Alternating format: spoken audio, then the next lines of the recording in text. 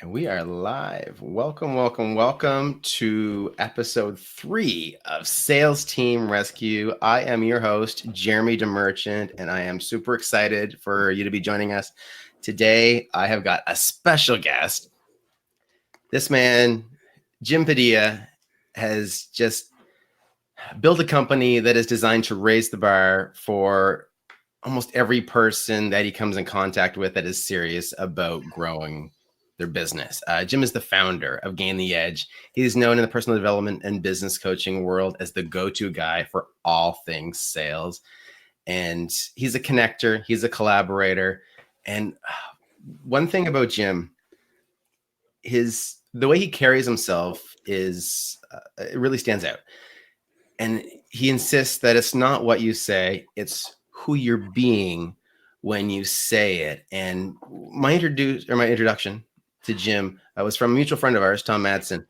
And he said, if you're getting into this space where you want to work with teams, you got to talk to Jim. He's been doing this. He's been killing it. All the big names in the industry, they choose Jim. And if you want to play anywhere in that space, you need to talk to Jim.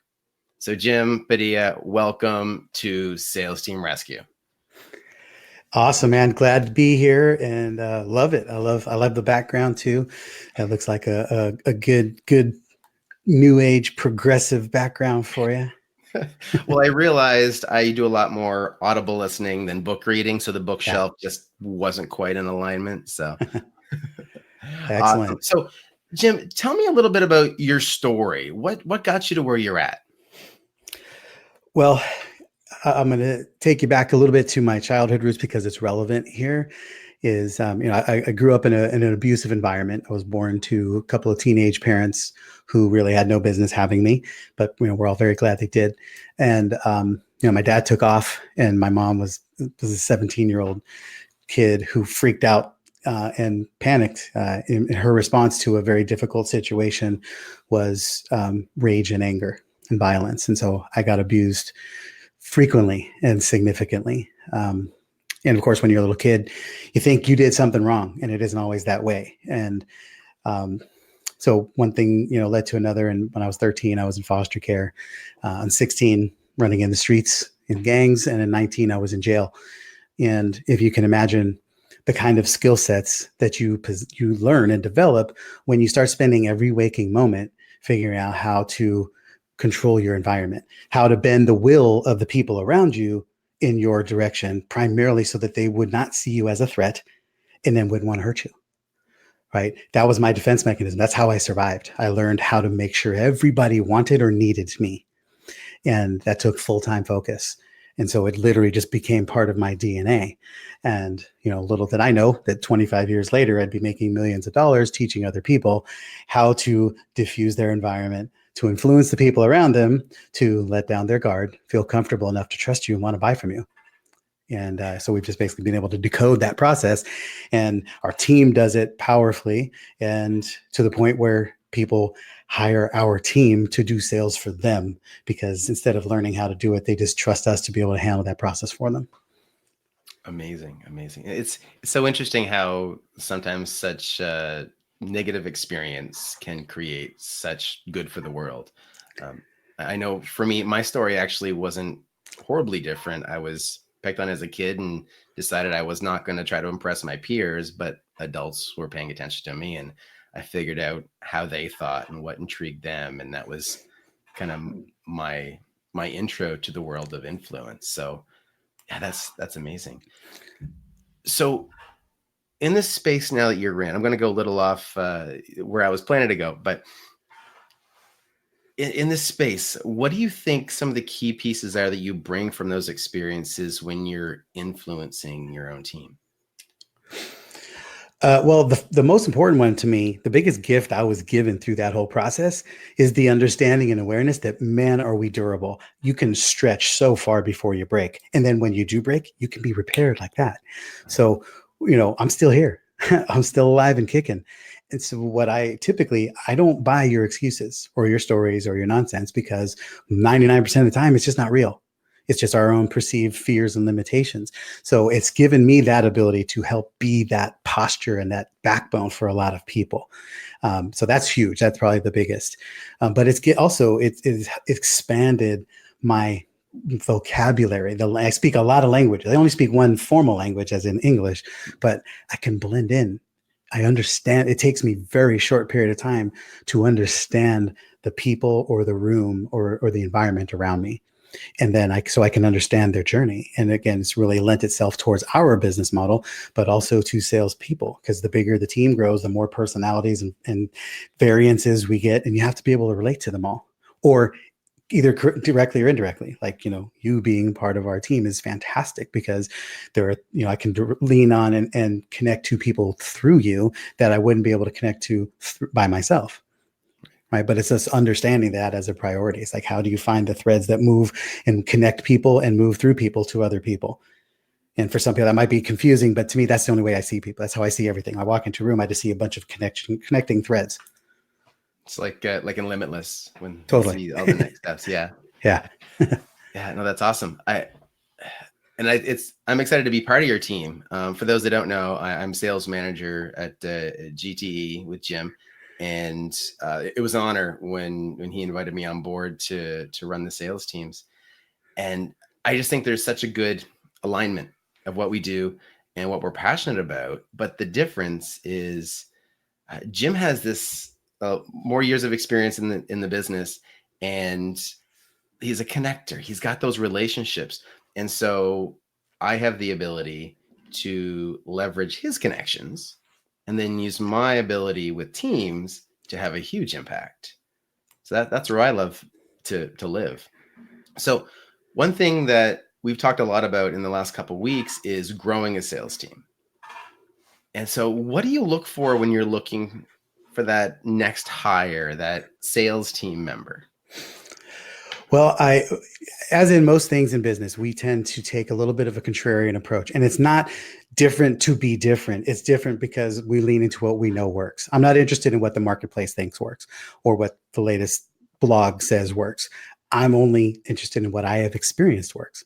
And I learned this years ago. I played baseball in college, and I coached my daughter through all of her sports into her college years playing basketball.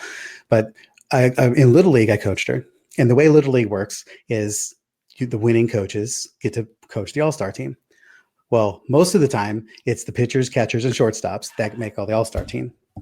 And then you get into the all-star game, and you've got a kid who's never played at right field, playing right field, right? Never played first base or whatever, right? Some key positions. And so what we started doing is we took some of the key players, but then we wanted to take 3 or 4 spots for kids who played outfield all year long, who were great at it. Kids who played first base all year long, right? Little nuanced stuff. And in so doing, you also have kids who be willing to bat ninth and not complain, right? So and all of that stuff mattered to chemistry and putting specialists in their place. And we had great success with that. And so I've really taken that same model and approach to our sales business. I don't look at the best salesperson available. I'm looking for the best person for the best fit in that spot, for that product, for that client, for that circumstance, for that mission and that movement for this period of time. Most people are out too busy trying to find, well, actually, in honesty, most people are just trying to find who could fog up a mirror and say, hey, can you sell for me? And as stupid as that sounds, 90% of the people that's exactly what they do. Okay. And then they wonder why it doesn't work. But then you have other people who say, let me go find the best salesperson available. Again, the best salesperson who is not matched up and suited in the right environment, the right product, the right process, and is not supported to success on a regular basis will not be the best salesperson on a regular basis. Only when they have to challenge themselves. So we look for the people who will first be quality people, who want to overachieve, who want to perform, who love to sell. Guys, this is the biggest one on the planet. Take an inventory. Most of you looking at this right now, you don't love to sell. You sell because you have to. It's because it's a necessary evil. Our team is filled with people who love to sell and have tremendous success doing it and are in a perfect environment to create over a peak performing and overachieving a result on a regular basis. Awesome. And so people watching, they're probably one of two situations. One, they're looking at at building their own team or growing a team, or they're looking at the complexity that is sales, and maybe they realize that putting a single sales rep in a sales position is a lot more challenging than most people think because sales management is a full-time job on its own. What would you say to somebody, let's say that their business is at the size to work with you?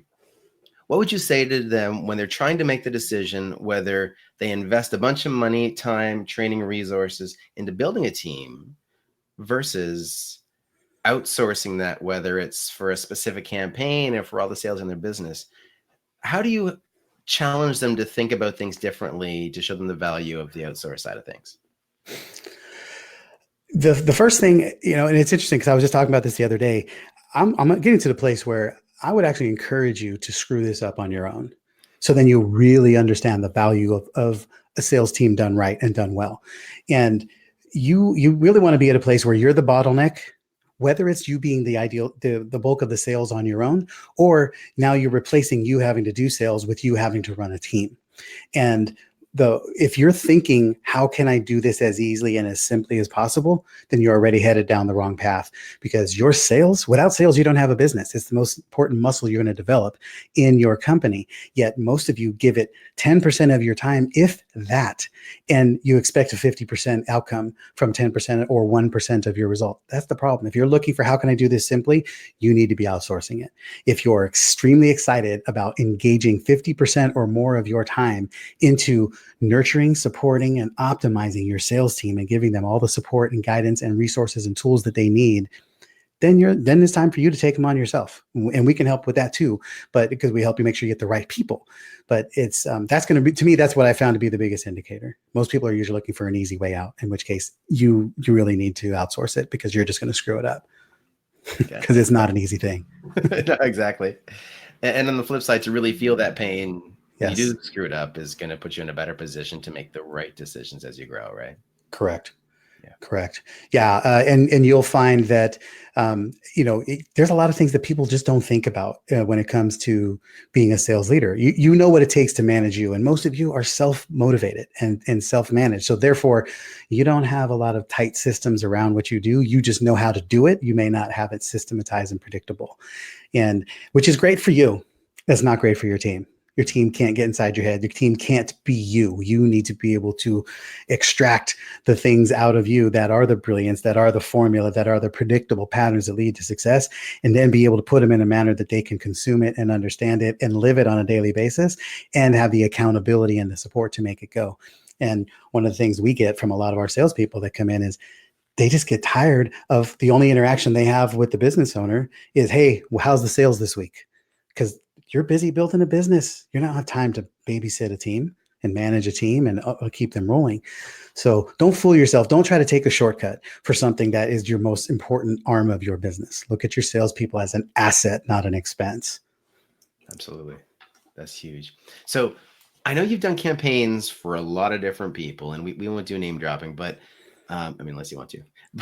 But one thing that you do a lot more than what the average person running a sales team would do is you need to get your team trained quickly, because a lot of the clients that you work with are saying, I've got a launch and I need an influx of people that know their stuff, that are the best at what they do. And Jim, here's my baby for the next 6, 8, 12 weeks or 6 months, or depending on the campaign. How have you found it's most effective to train someone on a new campaign? Like, what's the process? Yeah, that's a great question. We do a deep dive. We've actually had a lot of people come to us and say, hey, how can we date before marriage? Can we just do like a light version of this?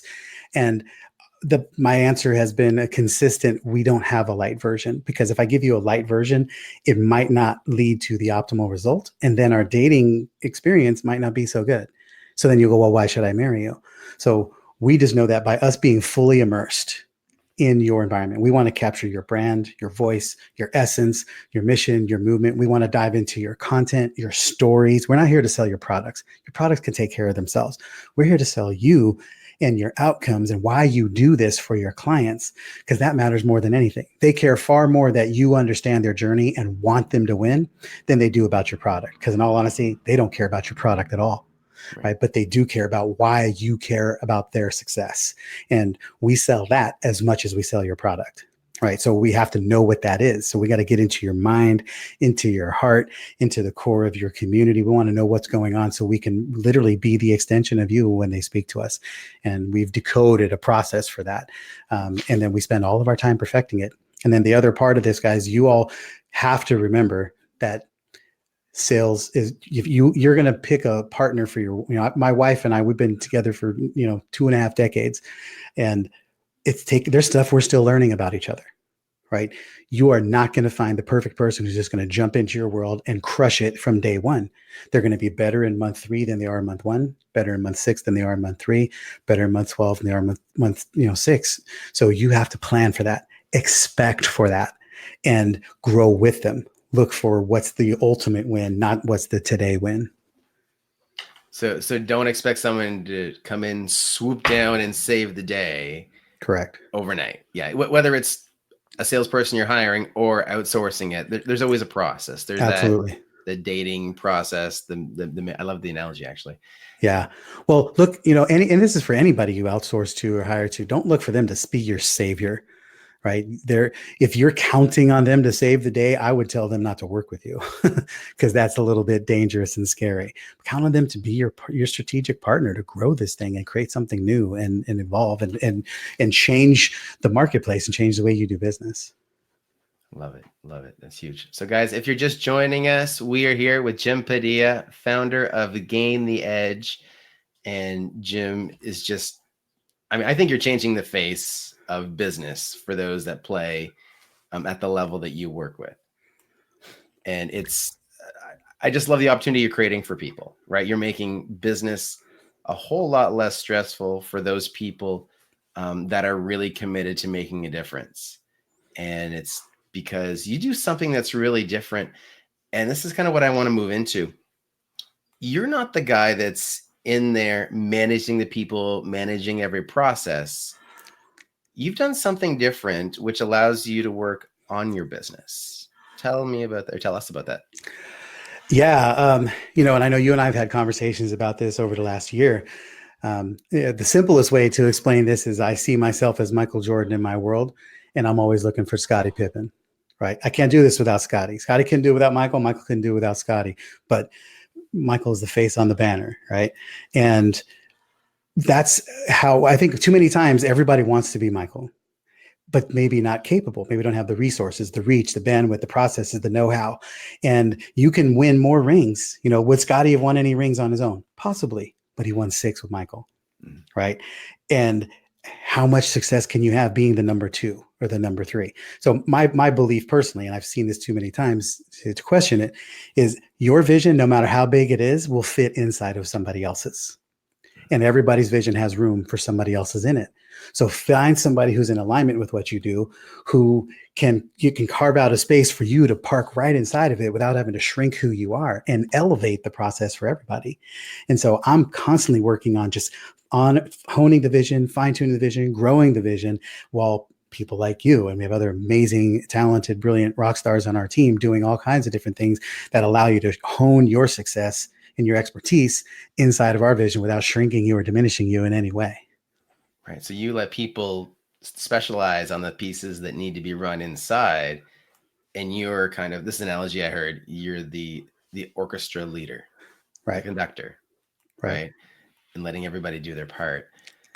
And in fact, more so, you're like the orchestra hall owner and letting each person conduct their own orchestra.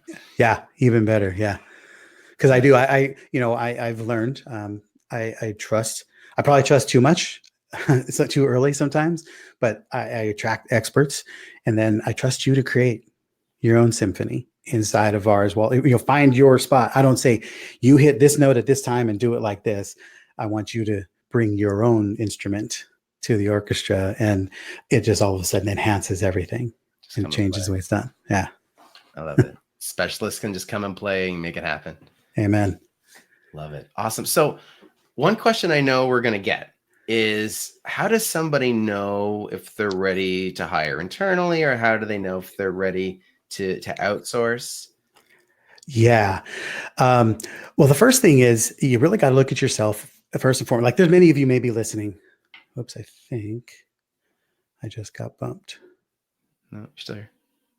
Oh, Jim will be right back.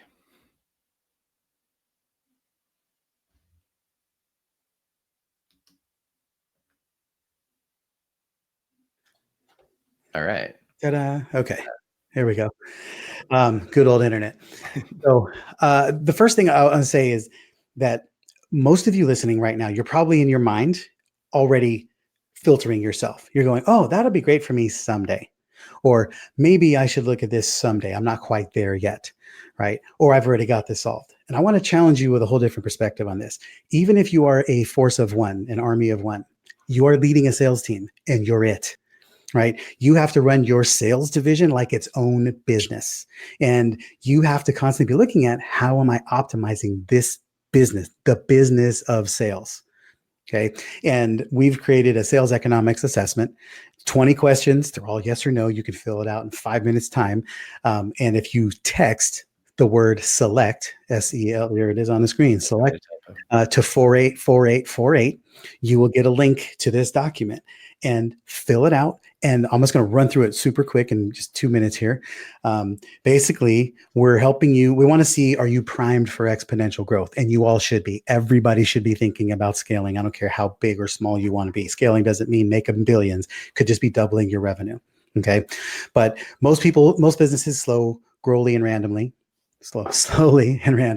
Successful companies grow strategically and intentionally, right? Scaling and winning business is easier than it's ever been. And this is going to help you determine your readiness, right? So do you have a consistent, predictable flow of qualified leads? Simple question, very impactful, right? Do you have identified target market? Clear identified target market. Can you say it in 10 seconds or less, right? Are you currently planning or engaged in scale events, as we call them, like high volume, short duration activities, launches, live events, national ad campaigns, etc. Right? Do you know the lifetime value of your client? I mean, know it, not wonder, hope, and think. Do you know? Right? All things are exacts. Okay? You understand that doing your own sales or hiring and training and running your own sales team is no longer the highest and best use of your time. The reason it's the highest and best use of Jeremy's time and my time is because this is the business we're in. If you're not in the business of sales, it shouldn't be the primary thing that you're doing. Okay, because now your business is compromising. And then you want to think about what kind of culture are you creating? And again, even if you're just running your own self as a sales team, do you currently have training that is specific to your metrics? Do you have a hiring avatar? If you were to hire a salesperson right now, do you know exactly who that person should be? Have you identified that, right? You have a proven strategy to ensure the best person shows up every time, not the best person in general, the best person for you, right? You have a full-time sales manager.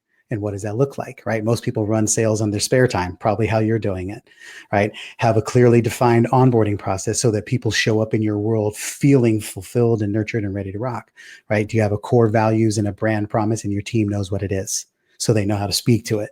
Do you know everybody's why on your team, including yours, right? You've got a clearly defined vision and you share it with your team and your clients in your marketplace, right? You always look for ways to compensate your team powerfully and optimize their pay, teaching them how to maximize your comp plan. Even yourself, again, treat all of these, fill in the blank as if you're the salesperson. And here's the gig. If you answer yes to all this stuff, you're rocking. The chances are you're answering no to most of them, right? And so you fill this out, just check the box, yes or no, yes or no, yes or no.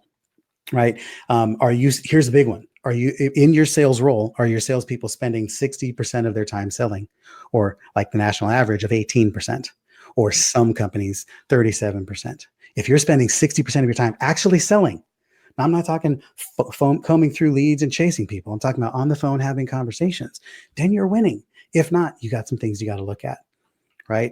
Do you know your exact conversion numbers? I love when people say, well, what's your conversion rate? Well, I'm somewhere between. No, there is no such thing as somewhere between. There's 33.6%. There's 25.2%. There's 48.4%. There is no about. If it's about, that means you don't know. And that's a problem for you. right? And you have ongoing training.